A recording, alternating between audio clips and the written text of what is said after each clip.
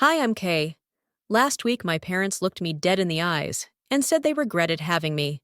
Not because I did anything wrong, but because I wasn't their golden daughter. For 28 years, I tried to matter. I gave them my savings. I stood in the background. I let them erase me piece by piece. Then they found my journal, the one I never meant for anyone to read. And for the first time, they broke. But the damage, it was already done. Before we go any further, tell me what time is it where you are and where are you listening from? Drop it in the comments. I read everyone. They say spring softens everything. The sunlight, the wind, the way people speak. But nothing about that Saturday morning felt soft. I parked a little ways down the street. The Bernaire house hadn't changed. Blue shutters, a porch swing that hadn't swung in years, and a maple tree I used to climb when I was small enough to be noticed. I balanced the warm scones in one hand and adjusted the scarf around my neck. The scarf was soft green wool, frayed just slightly at the edges. Mom gave it to me 5 years ago, her version of an apology without ever saying the word. Inside, everything smelled like butter and cinnamon. I could hear Selene's voice before I saw her, bright clipped and performing for her audience. As always, she greeted me with a distracted, "Hey!" then turned back to their mother, her wine glass already in hand. Dad was at the head of the table, reading the news off his tablet like it was a boardroom briefing. No one stood up. No one offered to take the scones. I found a spot at the far end and quietly slid them onto the table. Blueberry. I offered, hoping to break the stiffness. Dad's favorite. No response. Selene continued detailing her firm's expansion into Portland, and Dad nodded occasionally, the way men do when they're not really listening, but don't want to admit it. I waited for a natural pause to share my news. My solo exhibit at the gallery downtown had drawn over 200 guests, even a write-up in the Tribune. So I had my opening last Friday. Selene raised her hand mid-sentence. Wait, Dad. Tell them about that investor who wants you to speak at the Rotary." He sounded huge. He leaned back, folding his arms. Yeah, he's a good kid. Reminds me of someone who listens." I closed my mouth. The scones were cooling. I just thought it was nice. I tried again, voice quieter. The exhibit. A lot of people showed up. Silence. Mom finally glanced over. "Kay, you've always been, how do I say it? So performative. Even as a kid, you don't need a crowd to be proud of yourself, sweetie." Performative. I bit the inside of my cheek, willing my smile to hold. I watched her sip her tea like she hadn't just taken a scalpel to my ribs. Then Dad said it. "You know, if we're honest, we shouldn't have had a third child. It was too much. We weren't ready. That's not your fault. But it changed everything." His voice was calm, practiced, like he'd said this to himself before, like this was a business decision. Finally finalized. I blinked, waiting for Selene to laugh and call him ridiculous. She didn't. Mom didn't flinch either. She just folded her napkin and said, "We said we regret it. That doesn't mean we don't love you. Don't twist things." I sat still for a beat too long. My coffee had gone cold, my face hot. "Did you really just say that out loud?" "You always overreact," Selene muttered, without looking at me. I stood slowly. My chair scraped loudly against the hardwood floor. I need some air. The hallway was dim, but familiar. My feet took me toward the photo wall, out of instinct. I hadn't looked at it in a long time. I wish I hadn't now. There were new frames. Selene's wedding in Vermont. Her husband holding their son. Mom and Dad at some lakeside anniversary dinner. Even childhood photos of Selene and Evan. Our brother grinning at some long-ago science fair. Not one of me. Even the photo from my graduation, the one with my cap crooked and Dad's arm around my shoulder, was gone. I stepped closer. There was a square of clean space where it used to hang a paler patch surrounded by faint dust, like a missing tooth in a smile. That's when my knees buckled a little. I pressed a hand against the wall to steady myself. My throat felt like cotton. My eyes stung, but I wouldn't give them tears. I walked back to the front hallway, picked up my bag, and opened the front door. The air outside was crisp, but it didn't sting as much as the silence inside had. Standing on the porch, I whispered aloud just to myself. They don't regret having me. They just regret that I didn't become who they wanted. I didn't remember the walk back to my apartment. I think I crossed 4 intersections without really seeing the lights change. By the time I stepped through my front door, the blueberry scones I had baked were still warm in the tote, untouched. Their buttery sweetness now bitter on my tongue, without even taking a bite. The air in the apartment felt heavier than usual, like grief had moved in while I was gone. I didn't collapse on the couch. I didn't cry. I didn't scream. I hung up my scarf, the one Mom had given me 5 years ago, and stood there staring at the empty hook beside it. My keys dangled quietly. Everything looked the same, but nothing felt the same. I moved slowly to my dresser. The bottom drawer held years of tucked-away memories I rarely touched. Scraps of the past I once clung to, then buried. I pulled it open and sat cross-legged on the worn carpet. The city hum whispering through the window behind me. My fingers brushed over an old birthday card. I hesitated, then set it aside, and that's when it hit me. I was 9 again, standing just outside the kitchen door, half hidden behind the floral curtain. I hadn't meant to eavesdrop. I was going to ask Mom if I could open my second gift early, but her voice cut through first. "We should have stopped it too," she said quietly but clearly. "I don't have it in me to keep faking." Dad's voice came next. "Too late now. She's here. Just try not to let her feel it."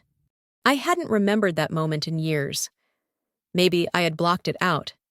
Maybe it had always been there, buried beneath school plays and whispered apologies that never really came. But now it played like a film on loop. That night, I had smiled through the cake cutting posed for pictures, with frosting on my cheek, thanked them for the party like the good girl I always tried to be. They didn't know I heard, or maybe they didn't care. Present day, Kaya reached into the drawer again, pulling out the card from that year. Plain cream cardstock, their signatures at the bottom, nothing else, not even happy birthday, just love Mom and Dad. My breath caught. I flipped it over. Nothing. Selene's card that same year, her 11th, was still vivid in my mind. It had flowers drawn in red and purple ink, and Mom had written a full letter on the inside 2 pages. She read it aloud at dinner. Something about how Selene was a blessing so bright, and the heart of this family. Even back then, I had smiled through that too. I should have burned this card years ago. Instead, I tucked it back into the drawer, like it hadn't just ripped a hole in me. All my life, I'd played the role. The easy one, the helper, the daughter who didn't complain, who didn't ask for much. I kept the peace. I never skipped school, never rebelled. When I got straight A's, I posted the report card on the fridge myself because no one else did. When I won that regional art contest in high school, I told Mom it was fine. She missed the awards night. "You had a work dinner," I reminded her, even though she hadn't. She'd smiled barely. "You're sensitive, Ka. Don't take things so personally." But it wasn't personal, was it? It was just invisible. I opened my old diary. The pages were worn, the edges frayed. My handwriting was looped and neat, a child desperate to be understood. I flipped through until one line caught my eye, written in purple ink. "Someday, I'll matter enough for them to regret nothing." My throat tightened. I whispered, "Guess that someday never came." 2 days passed like fog, thick and motionless.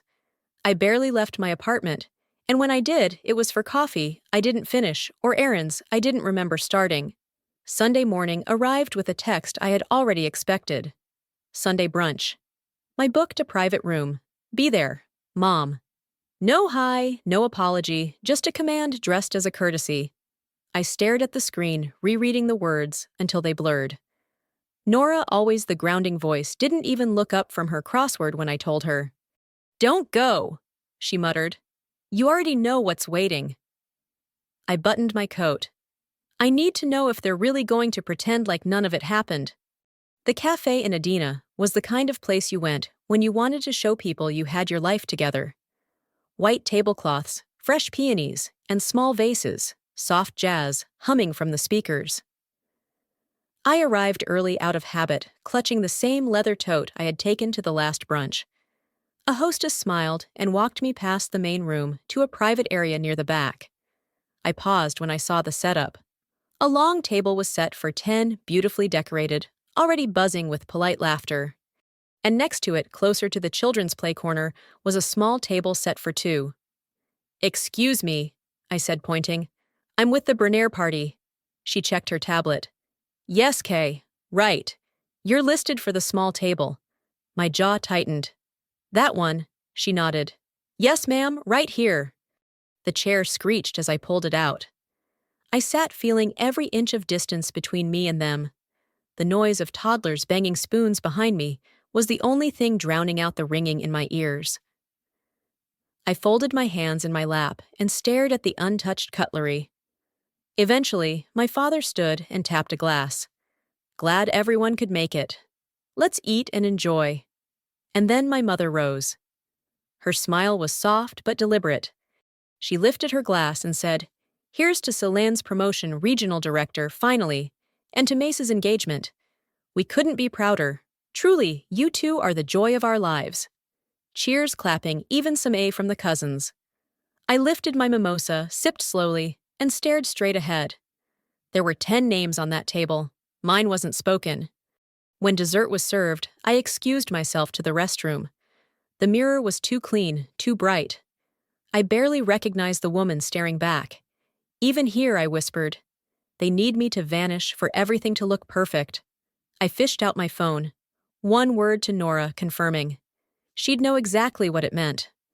I returned quietly, hoping to slide back in without much notice, but Selene leaned over just as I reached my chair.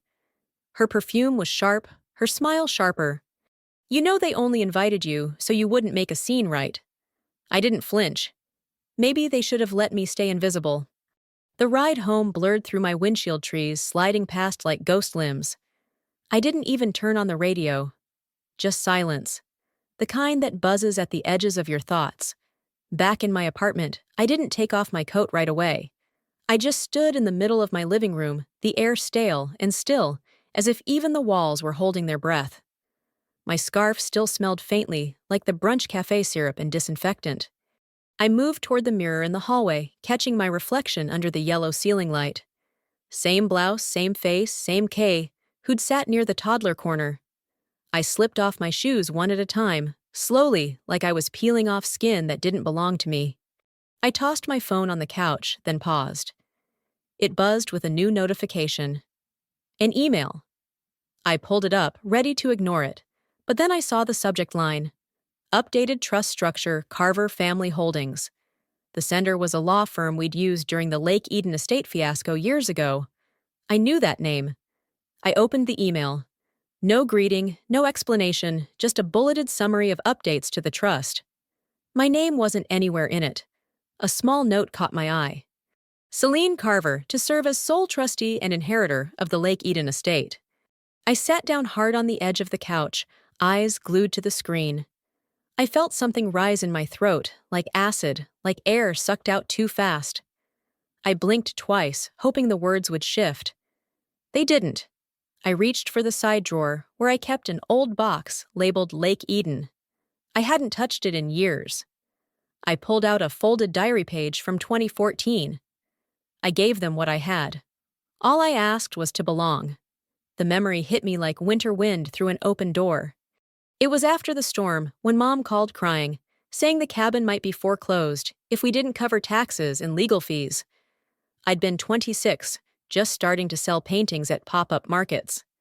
I'd transferred $43,000 from my savings without hesitation. I remembered the hug, tight, trembling her whisper. "You'll always have a home there." What a lie. Or maybe a script. Something she said to calm her conscience. I grabbed my phone and called Dad. I didn't rehearse it. I didn't need to. He picked up. "Hello? When were you planning to tell me about the trust update?" I asked, voice flat. He hesitated. "Kay, it's complicated. You've been a bit distant." I heard Selene in the background, her voice sharper, irritated. "Just tell her it's finalized. She wouldn't understand anyway." I hung up. No goodbyes. I didn't cry. Not this time. I just stared at the floor, then stood up and grabbed my keys. The night air outside smelled of early spring wet bark and leftover snow. I drove straight to my storage unit on Hennepin, barely noticing the way my hands gripped the wheel. Inside the dim fluorescent light, I found the plastic bin marked tax property old. I dug until I found a manila envelope with faded Marker Lake Eden receipts and title transfer notes. I held it in my hands, palms sweating, heart thudding with something deeper than rage. "If they want war," I whispered. "They forgot who helped build their fort." I didn't sleep that night. After pulling out the envelope from storage, I just sat in my kitchen, the old laminate floor chilled under my bare feet.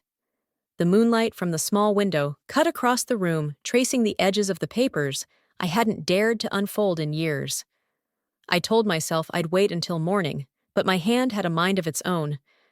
The coffee I poured at sunrise had long since gone cold. Still, I held the mug like it could warm more than just my hands. I stared at the yellowed envelope again. Lake Eden receipts and title transfer notes. My handwriting back when I still thought love meant something in ink. I tried to write it out in my journal, anything, but all I could muster was one line. "I want to stop existing where I'm not welcome." The words just hung there, silent, like the rest of the apartment. By mid-morning, I finally dialed a number I hadn't called in over a decade. Mr. Halverson, my late uncle's friend, a quiet man, always more patient than necessary. When his voice came through the receiver, I braced myself for formality. "Mr. Halverson, this is Kaya Carver." "I'm not sure if you remember Kay," he said gently. "Of course I remember.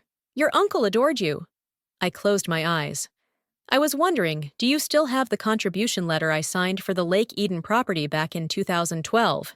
He paused long enough that I thought the call dropped. Then he sighed. "Let me check the archive." I waited. The silence on the line made me feel like a kid again, waiting to see if someone would show up for the school recital. Finally, he returned. "I have it," he said. "Dated March 4th, 2012. States you contributed $43,000 toward the purchase of the Lake Eden cabin. It's notarized. Your parents signed it." Why, the breath I didn't know I was holding escaped as a soft tremble. I was removed from the trust. No one told me.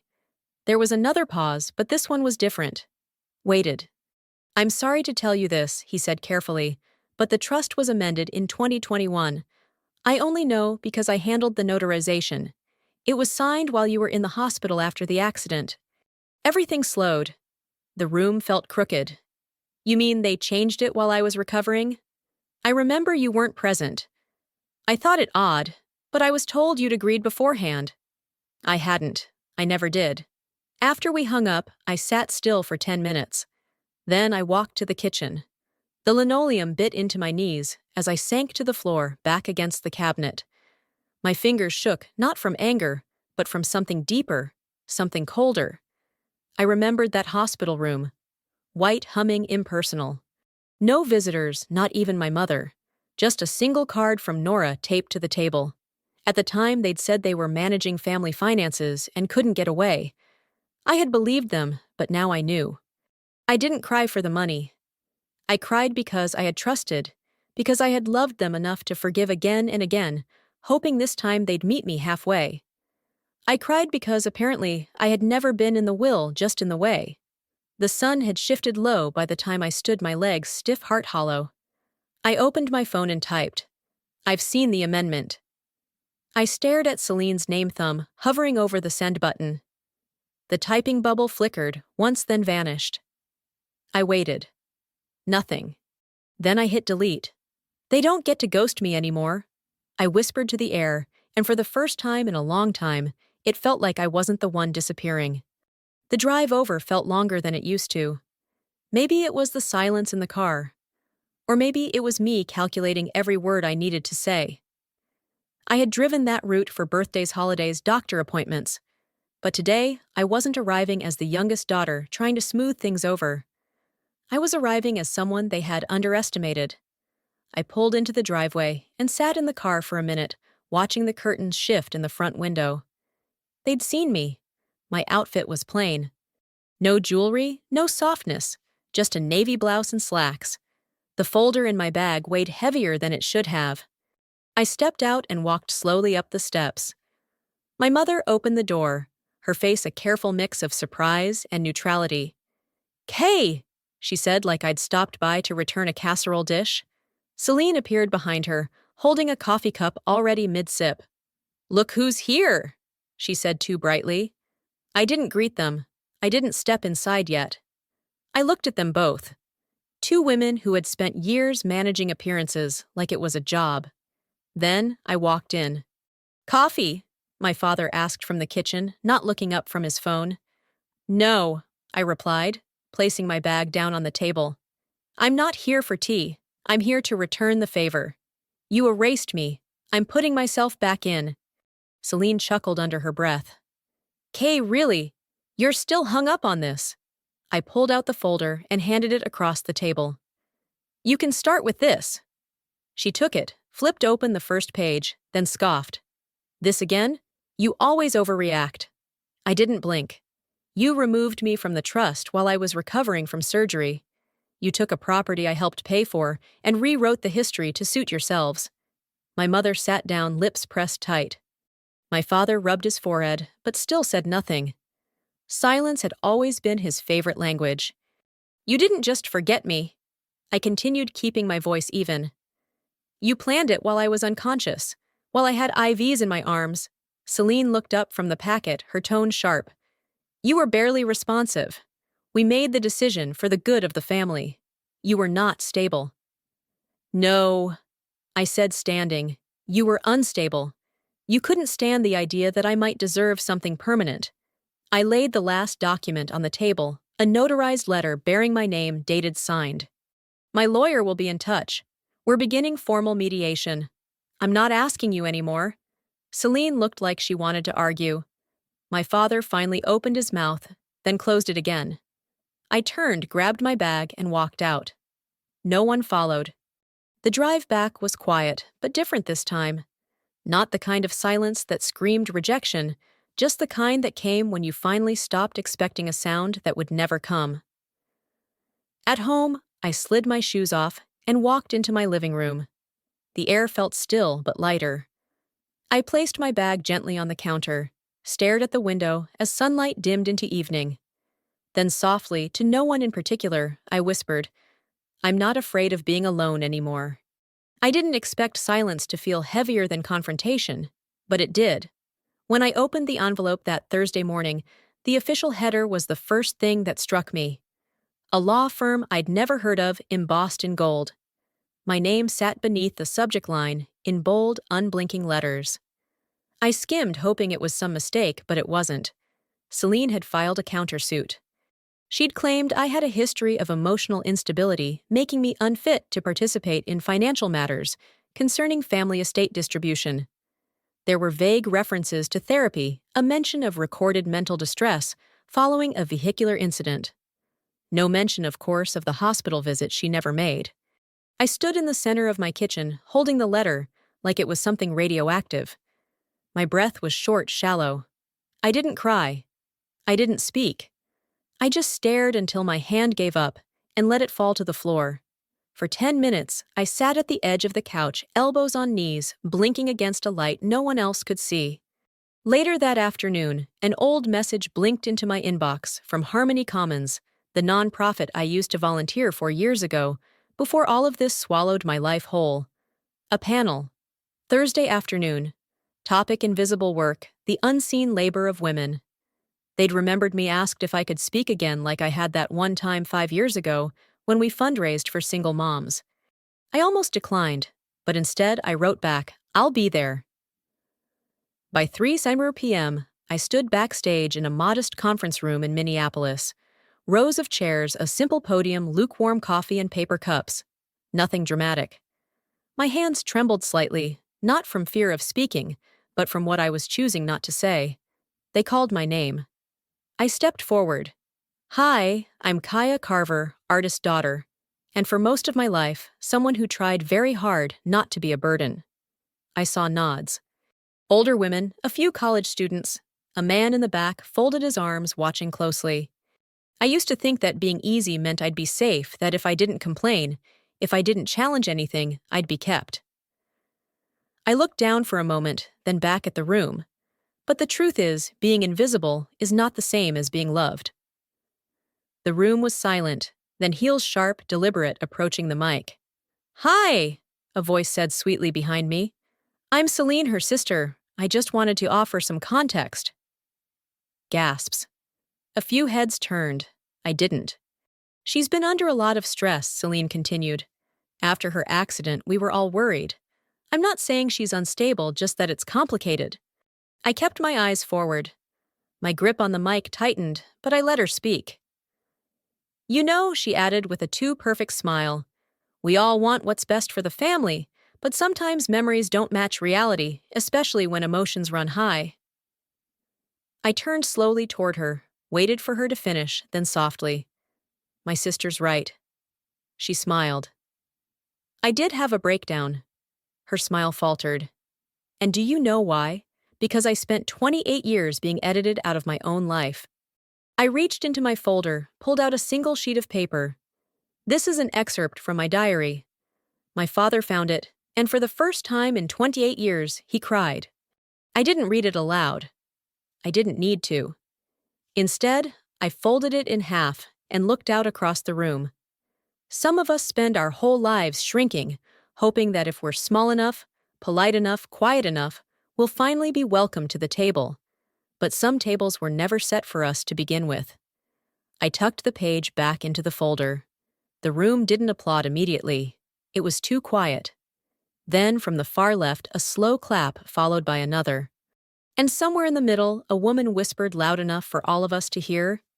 She said what we've all been too scared to. The applause had faded, but its echo followed me for days. I didn't expect it to. I thought I'd walk off that stage and dissolve back into the quiet like always. But Monday morning proved me wrong. My inbox was full. Strangers, former classmates, even a professor I hadn't heard from in over a decade. Most just said thank you. A few said they cried. One line stuck with me. "You made me feel less alone." Buried beneath them was an unexpected name, Arthur LaRue, my father's longtime attorney. The subject line read, "Something your father wanted you to have." The email was short. He tried to speak with you before his bypass last year.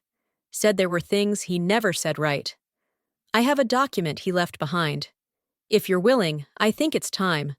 I sat still for a long time, hands hovering above my keyboard. Then I replied, Thursday 10:00 a.m. That Thursday, the sky was overcast. Thick clouds hung low, as if bracing the city for something. I walked into Arthur's office, a quiet suite downtown, the kind that still had wood paneling, and a receptionist who offered peppermint tea. He didn't say much, just nodded and slid a thick envelope across the desk. His eyes held something softer than sympathy. Maybe guilt, maybe relief. I opened it. It was an addendum to my father's will, dated 11 months ago. And at the top, in handwriting that had once signed all my report cards to Kaya, because I finally saw who really kept this family upright. There was more. Legal acknowledgments, trustee amendments, even a full reinstatement of my co-ownership in the Lake Eden property. But that single line eclipsed everything. I didn't cry. I exhaled so deeply it startled Arthur. For the first time in years, I felt something close to equilibrium. Friday morning, I drove to my parents' house. No folder tucked under my arm this time, just a sealed envelope and my own steady hands. When my mother opened the door, her face betrayed more confusion than concern. "Ka, what are you?" "I'm not here for a fight," I said softly. "Just wanted you to know the truth wasn't lost. You just refused to read it." I placed the envelope in her hand. Through the seal, they could both see his handwriting. I met my father's eyes for just a second before I turned away. Their silence followed me down the steps and halfway to the sidewalk. Then Ka. I turned. My father was on the porch, collapsed into the bench. His shoulders shook in his lap. The diary pages, loose spine cracked. His thumb rested under the line that began, "I was 9 the first time I felt like extra luggage." He was crying. Deep guttural sobs that came from somewhere buried under decades of denial. Inside, I could see my mother sitting in the hallway, her arms crossed, but her frame trembling. I didn't go back. Instead, I stepped into my car, closed the door gently, and let the silence cradle me. It wasn't justice, but it was acknowledgement. A voice came up from somewhere inside me, quiet but firm. It took 28 years, a diary, and a collapse, but they finally read what I never had the heart to say out loud. That night, back in my apartment, I stood by the window with a cup of tea when my phone buzzed. A message. "I hope you're happy you broke them. Selene." I stared at the screen. My thumb hovered for a second. Then I hit delete. No hesitation, no blinking. I didn't respond to Selene's message. I didn't need to. 3 weeks later, the wind off Lake Eden carried the kind of calm I used to think belonged to other people. People with simpler families, softer memories. Now I was learning that peace isn't something you're born into. It's something you choose to build. The cabin my aunt left me was small, but it held everything I needed. Space quiet and no expectations. I painted the walls a soft clay color, something that felt rooted. I moved slowly. No rush, no performance, just presence. There's one photo on the shelf above the fireplace. It's not of any reunion or celebration. It's of me at 8 years old, holding a red notebook with marker smudges on my cheeks and a ribbon in my hair. She didn't know much yet, but she already knew how to carry things quietly. Beside it, I framed a torn diary page, the one that used to make me cry, the one they used to ignore. Now it sits beneath glass. Not because it hurt me, but because it proved I existed. A few nights ago, I pulled out one last unsent letter. I had written it months ago after that hospital stay they barely showed up for. It started with, "I forgive you," and ended with a sentence that had haunted me for too long. I just wanted to be enough. I read it twice, then took it outside to the fire pit. The paper curled quickly, turned black at the edges, then folded into ash. I watched it disappear into the wind. No tears, no bitterness, just release. Because sometimes the apology never comes. And sometimes silence is the apology. On Thursday, while cleaning the screened porch, I found something wedged under a floorboard. An old red ribbon, the same kind that once bound my childhood journals. I held it for a moment, thumbed the frayed edges, and smiled. That afternoon, I wrapped it around a new notebook. Blank pages, clean slate. I wasn't starting over, I was starting forward. By Friday, I was standing in front of a semicircle of teenagers at the local community center. My first creative writing class. The room smelled like dry erase markers and possibility. A girl named Lily, no older than 15, raised her hand hesitantly. "Does it ever stop hurting?" she asked. I paused, not because I didn't have an answer, but because I finally did. "Not always," I said, "but it stops defining you." She nodded, and I saw something shift behind her eyes. A tiny breath of belief. And for the first time in a long time, I felt the chain break. Not just for me, but maybe for her too. Later that evening, I sat on the porch with a mug of cinnamon tea and my notebook resting on my knees. The lake shimmered, and birdsong faded into the hum of dusk. I thought about how long I had tried to be enough, how long I'd been waiting for someone to say, "You mattered." Now I knew I had been right to begin with. In a voice just above a whisper, I said it out loud, as if the trees needed to hear it too. My family broke me, but I rebuilt. Not to prove them wrong, but to remember I was right to begin with. And if you've lived something like this, if your silence has ever been mistaken for weakness, tell me in the comments. I read everyone.